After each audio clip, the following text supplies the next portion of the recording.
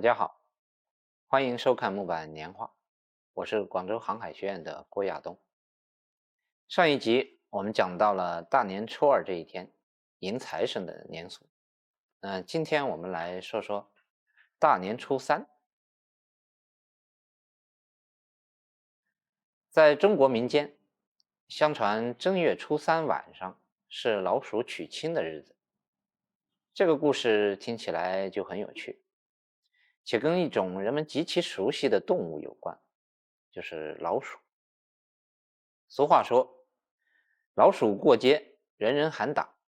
老鼠是人们非常厌烦的一种动物，最擅长做的就是偷盗家里的粮食，还会给农业生产带来很大的麻烦。既然如此，为什么还会有一个专门的日子安排给老鼠？那老鼠娶亲到底又是在讲什么？是在初三晚上大家要去集中灭鼠吗？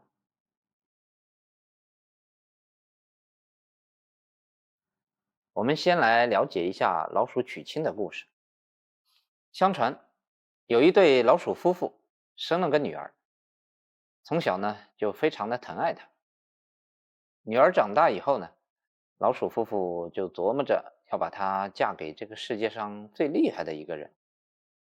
为此，老鼠们召开了一次家庭会议，大家一致认为太阳是这个世界上最伟大的，嫁给太阳就相当于嫁给了光明。老夫妇便找到了太阳，说明来意后，太阳说：“可敬的老人，我不是你们想象的那样强大，乌云可以轻易地遮挡住我的光芒。”老鼠夫妇又找到了乌云，向乌云去求情。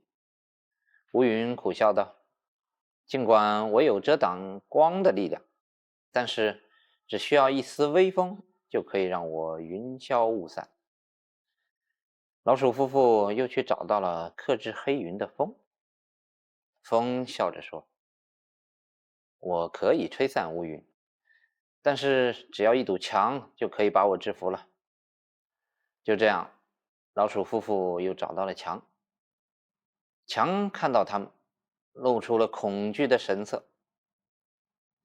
在这个世界上，我最怕你们老鼠，再坚固的墙也抵挡不住老鼠打洞啊！老鼠夫妇就面面相觑，怎么找来找去是咱们老鼠最厉害呢？他们还不甘心，琢磨着自古以来老鼠最怕猫，于是决定再去找这个花猫试试。见到花猫说明来意后，花猫哈哈大笑，满口答应了下来。就这样，在迎娶的那天，老鼠们用最隆重的仪式送美丽的女儿出嫁。没想到，热热闹闹的送亲队伍就这样被送到猫肚子里去了。这就是民间传说老鼠娶亲的故事。刚才说过一个问题，老鼠是人类极其讨厌的动物。那么在老鼠娶亲这一天，也就是初三晚上，是不是大家要出来集中灭鼠呢？其实不然，相反，为了不打搅老鼠娶亲的好事，人们会在这天晚上尽量的早睡，家家户户要把猫给扣起来，不准吃老鼠。人们还会在老鼠出没的地方放上些米呀、盐呀、糕点啊、花生之类老鼠平常喜欢吃的食物。那民间称之为米妆，装点的装啊，化妆的妆，或者称为老鼠分钱。晚上把一只小孩的鞋放在角落，让老鼠娶媳妇儿时当这个轿子用。在墙角点点煤油灯，为的是给这个老鼠照明，让这个娶亲的仪仗呢能够平安的通过。那么这样看来，初三晚上的老鼠娶亲，它其实并不是一场残酷的人鼠大战，而是一出饱含关爱的人鼠温情剧。诶，奇不奇怪呢？其实啊，这个看似有些荒诞的故事，背后隐喻着的是百姓寄希望于通过和平或者是讨好老鼠的方式，来送走老鼠，驱散鼠疫、鼠害，为来年讨个好彩头，真可谓是煞费苦心啊！大家看，下面这个图啊，就是老鼠娶亲的场景。江南地区在这一天还会炒芝麻糖，相传呢是给老鼠的喜糖。在山西忻州地区，老鼠娶亲的这一天，还会搓高粱面鱼。这个面鱼啊，是一种山西地方的面食啊，用面捏一个花轿，放在老鼠出没的地方，给老鼠抬花轿出嫁用。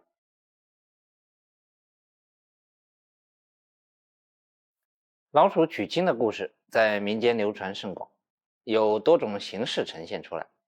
那接下来我们就来看看老鼠娶亲的故事在年画当中是如何体现的。这是一幅福建漳州地区的老鼠娶亲啊，构图呢分为上下两个部分。画面上半部分，在队伍的前方啊，有一只黄色的大花猫，挡住了队伍前行的步伐。它瞪大了眼睛，不怒自威。走在队伍前面的9只老鼠，因为被这只大花猫挡住了去路，神情各异，明显是慌了阵脚。离猫最近的一只，负责敲锣的老鼠，已经吓得把头埋到了土里。吹笛子的老鼠呢，正掉头逃跑。在后面还有2只老鼠，其中一只捧着鸡，另一只捧着鱼，赶忙弯着腰迎上来，想要贿赂这个猫。虽然送亲队伍停下了脚步，但是后面吹唢呐的2只老鼠尚未发现花猫，仍然在演奏。队伍前面的老鼠扛着旗子，上面写着状元及第，也为画面增添了一些喜庆的元素。另外，在队伍的前面，有一只老鼠生下骑的一只蟾蜍。蛙跟鼠都属于繁殖能力很强的生物，出现在年画里面呢，也寄托着先民繁衍下一代的愿望。同时，蟾蜍谐音长雏，老鼠骑于其身，暗藏着长雏鼠群，杜绝鼠患的含义。接下来我们来看一幅湖南滩头地区的老鼠娶亲，就是我身边左侧的这张年画。那故事呢大同小异，同样分成上下2个部分。有一只花猫，老鼠们吹着唢呐，骑着马，抬着花轿在路上遇到了这只花猫。下面这幅年画是产自上海小教场，老鼠娶亲年画，题目叫新出改良西洋老鼠嫁亲女，这个名字很长啊，反映的同样是老鼠娶亲的故事。那里面出现了部分的这个词汇比如说改良、西洋这样的字眼，那说明这幅画跟晚清或者民国时期中国国内西学的这么一个社会背景。画面表现的呢，同样是一支热热闹闹的送亲的队伍，旁边一只老花猫在看着。但这幅年画呢，融合了西洋的元素。我们知道晚清时期西洋文化在上海一带兴盛，鼠新娘在这幅画里面不是嫁给花猫，而是嫁给一个有着一等子爵的头衔的人。子爵呢是传统官爵制度下的一种称谓。大家留意中间部分送亲队伍中，肃静回避是官府使用的举牌，与子爵的迎亲队伍混合在一起。老猫呢落寞地蹲伏在台上，无可奈何地看着老鼠队伍敲锣吹号，从自己面前大张旗鼓地走过。这是在讽刺什么呢？大家可以思考一下。再看下面这幅苏州桃花坞地区的年画，叫无底洞老鼠嫁女。那这幅画跟老鼠娶亲有关系，但又掺入了很多别的元素。无底洞是《西游记》中妖怪的洞穴。苏州桃花坞的艺人将《西游记》的故事与老鼠娶亲的故事联系在了一起。画面中有浩浩荡荡的送亲队伍，在右侧有给黄猫老爷供奉的老鼠，中间有松鼠送果子，画面的左侧还有老虫唱曲子等等这样的一些字眼。在园林的墙外还有取经路过的唐僧师徒4人，同时呢还结合了苏州的园林景观，给了人们更大的一些想象的空间。这幅糅合了众多元素的新式老鼠娶亲图，让我们不得不佩服当时的年画创作者丰富的想象力，足见苏州桃花坞年画享誉海内外，也并不是件浪得虚名的事。老鼠娶亲的故事家喻户晓，老百姓都十分喜欢，产销量也很大。基于民间对此题材年画旺盛的需求，还延伸出来一些同类型的年画，也同样很受欢迎。例如这一张叫八戒娶亲的场景，说的是高老庄八戒娶亲的故事。在画面的左上角写着一段话：八戒生来无正经，高老庄上把亲成，樵夫吹手把亲娶，遇着大圣孙悟空。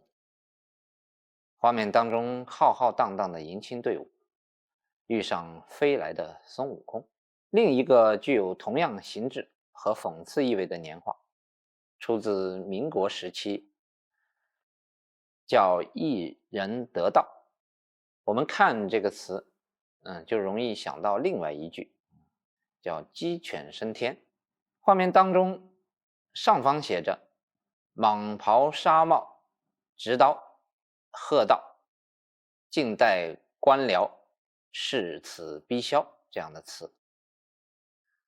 蟒袍是官员穿的服装，纱帽呢是官员戴的一种帽子，执刀代表着一种权力，逼销即是逼真的意思。画面中的猴子个个动作嚣张跋扈，大有一人得道鸡犬升天的意味，矛头直指人类社会官僚的弊病。这是一幅越南东湖地区的年画，讲述的也是有关老鼠娶亲的故事。那大家知道，这个木板年画是中国的地方文化，那为什么在越南还会有年画呢？实际上这个也好理解啊，越南的年画呢，也是由当地的华人侨居带过去的。那么在这个演变的过程中结合了当地的一些文化的一些元素但是如果我们今天去到越南去旅游，有可能还会看到当地有一些这样的民间艺人在从事这样的活动制作年画。也许你会有幸发现，在越南的这个木板年画里边，偶尔也会出现那么一些具有中国这种文化意味的符号或者说文字，也不要觉得奇怪。老鼠娶亲的故事在民间传播的非常广，除了年画形式以外，还有关文学方面的赎婚故事，包括曲艺歌谣，遍及各地。同时，以老鼠送嫁为题材的年画，剪纸、刺绣、泥塑、蜡染窗花等等吉祥图案的保留项目也很多。举个例子，一般我们看到的窗花都是一张为一个故事。这个产自山西霍州的老鼠娶亲窗花就很有意思，他把老鼠娶亲的故事剪成了多个小窗花，贴在窗户的玻璃上。那窗框把这个窗花隔开，可以单独去欣赏，但同时呢，又可以把整个窗户上面所有窗格内部的剪纸联系在一起，形成一个完整的故事。说了这么多关于老鼠娶亲的故事、年俗和年画，那我们回过头来看，有一些问题是需要我们深入思考的，比如民俗活动当中的类祭、祭属行为，我把它叫做类祭就是类似于祭祀，但又不是祭祀这个意思。我们知道有很多传统的民俗活动都源自于祭祀，这其中有对神灵的祭祀，有对祖先的祭祀，当然也有对动物或者说其他图腾的祭祀。祭祀呢，是指以贡品的形式向神灵、祖先等祈祷的一种信仰活动，它源自于天地和谐共生的信仰理念。老鼠娶亲中的出现的米庄、放铜鞋、点煤油灯这种类祭行为，虽有别于出现在贡品桌上的常规祭祀形式，但其目的还是希望通过讨好老鼠，收了贡品，来年能与老鼠交好，减少鼠害，从而实现与老鼠的和谐共处这样的愿望。那么另外，有一种看似矛盾的心理，就是人们痛恨老鼠，但又要去讨好老鼠。那这种矛盾的心理，被一些年画用来反映当时糟糕的官民关系。嫁女一事被指向性的形容为瞌睡，极具讽刺意味。再换个角度，中国的先人们自古倡导人与自然和谐共处、天人合一的世界观。辩证的看，万事万物都有其两面性。老鼠再坏，人们避之不及；老鼠过街，364天人人喊打，也总要留下一天对它好些，不做赶尽杀绝之事。天地之间讲究平衡，我们处于这种世间的平衡中，不轻易去破坏它，顺其自然，以达到某种程度上的人与自然的和谐。这其实呢，也是一种智慧。民俗不虚，有口传及习为，年画不假，皆满载情感与精神。本期节目就到这里，感谢大家收看，我们下期再见。